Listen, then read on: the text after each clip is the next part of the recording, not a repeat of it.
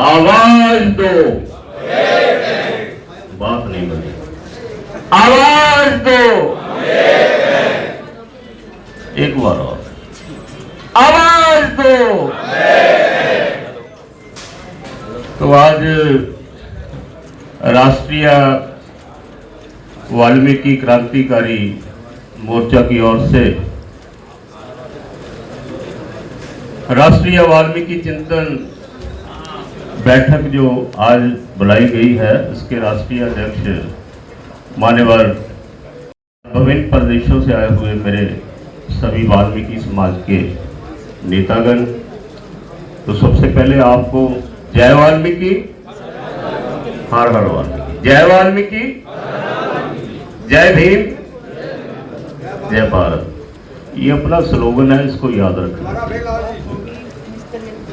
तो आज चिंतन बैठक है, मैं कुछ ही समय लूंगा क्योंकि अध्यक्ष जी ने बोला कि सागर में गागर में सागर भरनी है। तो मैं आपसे ये अपील करना चाहता हूं,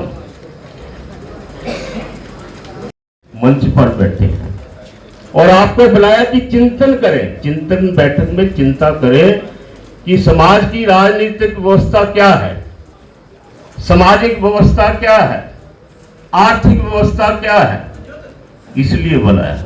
किसी और को राष्ट्रीय संगठन बताओ कि जब कोई आपके साथ को बुला के आपसे कुछ मशवरा लिया हो, वो सिर्फ ओनली सोशल मीडिया, फेसबुक, धड़ाधड़ डेली पढ़ते हैं, ऐसा करो वैसा करो, ये हुआ वो हुआ, लेकिन ये प्रैक्टिकल है। मकवाना जी को कर रहे हैं, प्रैक्टिकल है। तो इस जिन्होंने भाजपा की देन है, उन्होंने कहा कि अंत्योदय, तो अंत्योदय जो कि कतार में सबसे पीछे खड़ा है, तो वाल्मीकि समाज भी अभी तक भी अंत्योदय है, इस बात को मानना पड़ेगा। हमारे पूर्वजों ने, हमने प्रत्येक पार्टी की वफादारी से सेवा की, लेकिन अफसोस कि जो सम्मान हमें मिलना चाहिए वो नहीं मिल पाया। बाबा साहब डॉक्टर अंबेडकर कभी कभी जब बैठे होते थे तो उनका एक रसोइया था रत्तू, तो बाबा साहब कमरे में अकेले रोया करते थे।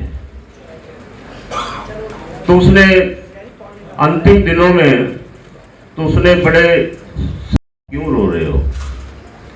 तो बाबा साहब ने कहा कि मैं इसलिए रो रहा हूं, बड़ी मुश्किल से पूरा संघर्ष करके मैं इस काफिले को यहां तक लेके आया हूं, पता नहीं मेरे जाने के बाद ये काफिला आगे बढ़ भी पाएगा या ना बढ़ पाएगा।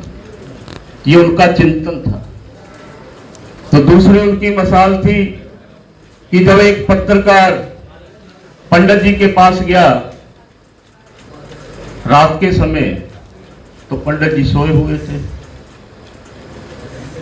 दूसरे गांधी जी के पास गया, वो भी सोए हुए थे। तो लगभग जब रात के 3 बजे थे तो वो बाबा साहब के पास वो ही पत्रकार गया, तो बाबा साहब अपने टेबल के ऊपर टेबल लैंप जलाकर कुछ लिख रहे थे। तो पत्रकार ने कहा कि मैं उसके पास गया, वो भी सो रहा था, वो उसके पास गया, वो भी सो रहा था, तो बाबा साहब आप जाग रहे हो? तो बाबा साहब ने कहा कि मेरा समाज सोया हुआ है इसलिए मैं जाग रहा हूं। उनका समाज जाग रहा है इसलिए वो सो रही है। तो इसलिए साथियों, वो हम सब लोग पूरे नहीं कर सके क्योंकि हम सभी प्रोफेसर हैं, हमारे समाज के सभी लोग प्रोफेसर हैं, स्टूडेंट कोई नहीं है, सीखने वाला कोई नहीं है, सभी सिखाने वाले हैं। तो ये एक जो कार्य किया है, हर प्रदेश में मेरा ख्याल 50,000 राष्ट्रीय संस्थाएं बनी हुई है, लेकिन मकवाना जी ने क्या किया कि प्रत्येक प्रदेश के एक एक फूल इकट्ठा करके एक बहुत बड़ा गुलदस्ता बना दिया। कौन सा गुलदस्ता देशों से आए हैं चिंतन करने के लिए। तो लगभग, क्योंकि सबसे पहले जब तक हमारी व्यवस्था आर्थिक सुधर नहीं जाती तब तक हम हमेशा पीछे रहे। पिछले दिनों अपने माननीय होम गृह मंत्री साहब के गृह पर मैं था, तो मिलिंद कांबले जी भी वहां मेरे को मिले, तो उसकी टीम मिली, वो भी मिलने आए थे, वो एक बुक पर प्रकाशित करना चाहते थे। तो उस समय हम दोनों ने भी बैठ के चिंतन किया, उनको बताया क्या कि जो हमारे छोटे भाई हैं पूरे देश में, आप लोग हमको पीछे ले जा रहे हो। जो राजनीतिक व्यवस्था हमारी बननी चाहिए वो अभी तक नहीं बन पाई। तो उन्होंने कुछ सोचा और हमारे एमपी से वो बहन सुमित्रा को राज्यसभा में भेजा। तो इसलिए सबसे पहले, क्योंकि अधिकार जो है वो मांगने से तो मिलते नहीं, अधिकारों को छीनना पड़ता है। बाबा साहब ने कहा कि छीनना पड़ता है। वो छीनने की तैयारी जो है मकवाना जी कर रहे हैं। तो अगर हम कुछ नहीं दे सके तो कम से कम जब ये बुलाते हैं तो समाप्त आ जाएगा, आप सबका सब कुछ आ जाएगा, तन भी आ जाएगा, मन भी आ जाएगा, धन भी आ जाएगा। तो ये कार्य पूरे देश में कर रहे हैं कि समाज की व्यवस्था सुधरे। तो उसमें इस जो संघर्ष चल रहा है उसमें हमको भी थोड़ी थोड़ी युक्ति डालनी पड़ेगी, क्योंकि किसी शायर ने कहा है, बीतेगा ये दौर, बीतेगा ये दौर और वो दौर भी बीत जाएगा।